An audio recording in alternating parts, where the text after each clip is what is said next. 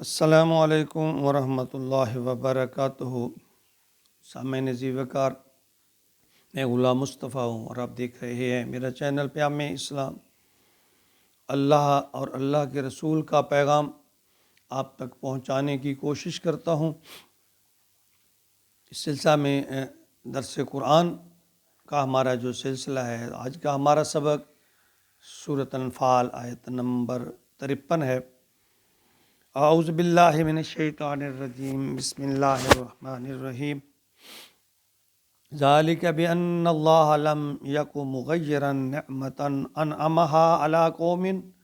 علی قوم حتی یغیروا ما بانفسہم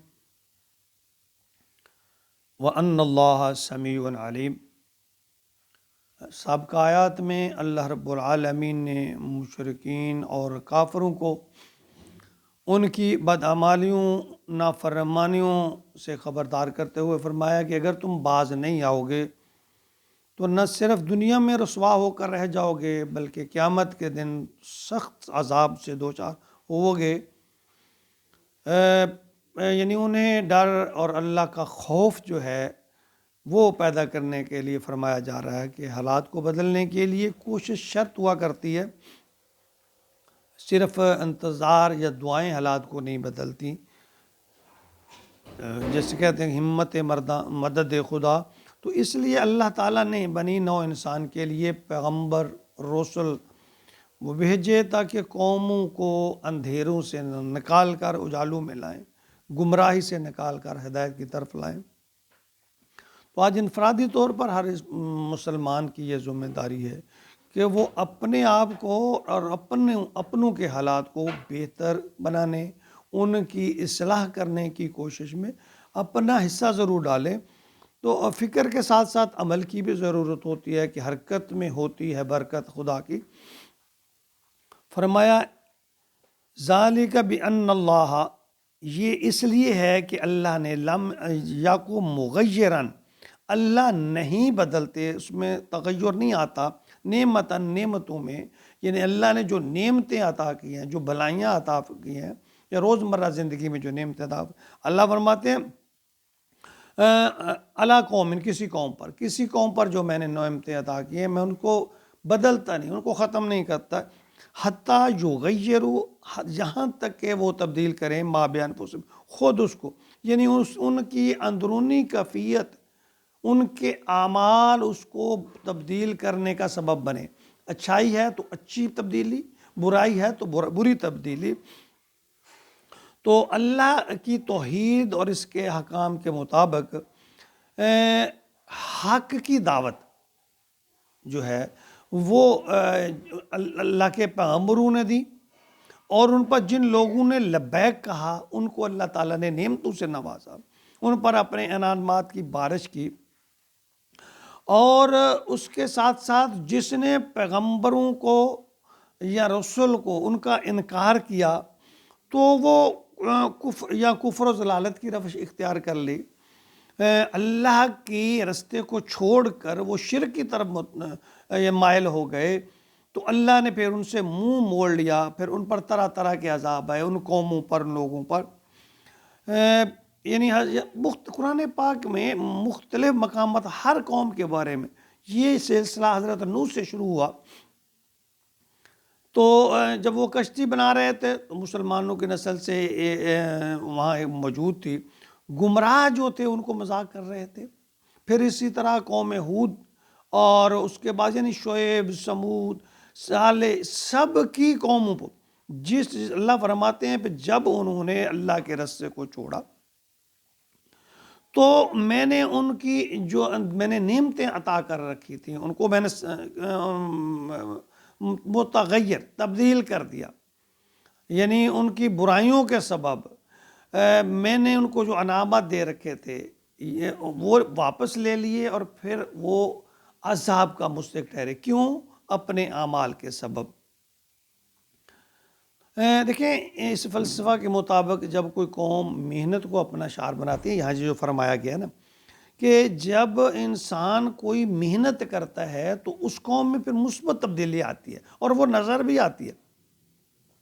اور اس کا آغاز جو ہے وہ محنت سے ہوتا ہے، خوش فہمیوں سے، دعاؤں سے یا تقدیر پر بھروسہ کرنے سے نہیں، بلکہ اس انسانوں کی جو کوشش ہوتی ہے، جو محنت ہوتی ہے، وہ ان مقاصد کو پورا کرنے کے لیے ضروری ہے، اللہ کی رضا کو حاصل کرنے کے لیے، اللہ کی انعامات کو برقرار رکھنے یا مزید حاصل کرنے کے لیے محنت شرط ہے۔ یعنی اس میں کوئی شک نہیں ہے کہ جو کہہ لیں کہ انقلاب سحر ہے نا، یا نور سحر ہے، اس کا طلوع انسان کی کوششوں سے ہوتا ہے۔ جب انسان کوشش محنت کرتا ہے تو پھر انقلاب کی بنیاد آتی ہے، پھر اس انقلاب کی جو بنیاد ہے وہ قرآن ہونا چاہیے، قرآنی تعلیمات ہونے چاہیے، نبی پاک صلی اللہ علیہ وسلم کی احادیث مبارکہ، آپ کے بتائے ہوئے احکام ہونے چاہیے۔ یعنی ان بنیادوں پر اللہ اور اللہ کے بتائے ہوئے جو احکامات ہیں، ان کو بنیاد بنا کر جب انسان کوشش کریں گے، ہمت کریں گے، تو پھر اللہ کی مدد شامل حال ہوتی ہے۔ اللہ نے ہر مقام پر یہ فرمایا کہ یعنی کوئی، اللہ فرماتے ہیں لم یک مغیرا نعمتا انعمہا علی قوم حتی یغیروا ما بانفسہم، نہیں نعمت کو تبدیل کرتا میں، حتیٰ کہ وہ لوگ خود کرتے ہیں، ان کے اعمال کرتے ہیں جو میں نے ان پر انعام کر رکھے ہیں۔ اللہ تعالیٰ کہتے ہیں وہ ان کے اعمال یعنی بد اعمالیوں کی وجہ سے وہ پھر عذاب کا مستحق ٹھہرتے ہیں۔ اور یہی لوگ اگر کوشش اچھائی کی کریں، نیکی کی کریں، بھلائی کی کریں، صراط مستقیم کی طرف چلیں، حق بات کا ساتھ دینے کی کوشش کریں، اندھیروں کو ختم کرنے کی کوشش کریں، نور سحر پیدا کرنے کی، اس میں یعنی کوشش، جب کوشش شروع کریں گے تو پھر اس کے لیے قربانیاں بھی دیں، یعنی اللہ کی رضا کی خاطر سب کچھ کریں تو اس پر قربانیاں دیں۔ تو اللہ فرماتے ہیں جب لوگ ایسا کرتے ہیں تو پھر میں اندھیروں کو دور کر دیتا ہوں، چھٹ دیتا ہوں، ظلمت کی جو رات ہے وہ ختم ہو جاتی ہے، حق اور سچ کا علم بلند ہوتا ہے، اور یہ ہوتا ہے انسان کی اپنی کوششوں سے۔ اللہ نے دنیا میں انسان کو یہ اختیار دیا ہے، رستے دونوں بتا دیے، خیر کا بھی اور شر کا بھی۔ جو خیر پر چلے گا بھلائی پائے گا، جو شر پر چلے گا ہزیمت اٹھائے گا، شرمندگی اٹھائے گا، نقصان اٹھائے گا، اللہ کے غضب کا مستحق ٹھہرے گا۔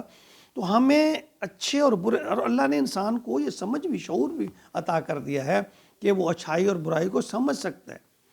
تو جب ہم اچھائی اور برائی کو سمجھیں گے اور اس کو اچھا رستہ اپنانے کی کوشش کریں گے، بھلائی کا رستہ ہے، اور اس میں آنے والی اگر اس مشکلات ہیں ان کو خندہ پیشانی سے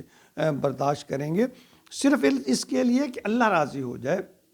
اللہ کا رستہ ہے، اس کے لیے اگر کوئی تھوڑی بہت مال کی، جان کی قربانی بھی دینا پڑتی ہے تو ہمیں اس سے دریغ نہیں کرنا چاہیے۔ تاریخ ہمارے سامنے ہے،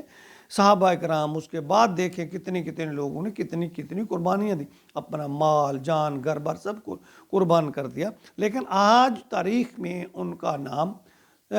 سنہرے حروف سے، بڑے ادب سے، بڑے احترام سے آج بھی زندہ ہے، اور نہ صرف یہاں زندہ ہے، قیامت کے دن بھی اللہ کے ہاں ان کے درجے ہیں۔ اور آج بھی اگر انسان کوئی اللہ کی، چلو ہم ان کے مقام تک تو نہیں پہنچ سکتے، لیکن جتنی کوشش کریں گے اللہ تعالیٰ میں اس کا صلہ عطا فرمائیں گے۔ اللہ تعالیٰ ہمیں صراط مستقیم پر خود بھی چلنے کی اور دوسروں کو بھی اس پر چلانے کی کوشش کرنے کی توفیق عطا فرمائے، آمین یا رب العالمین۔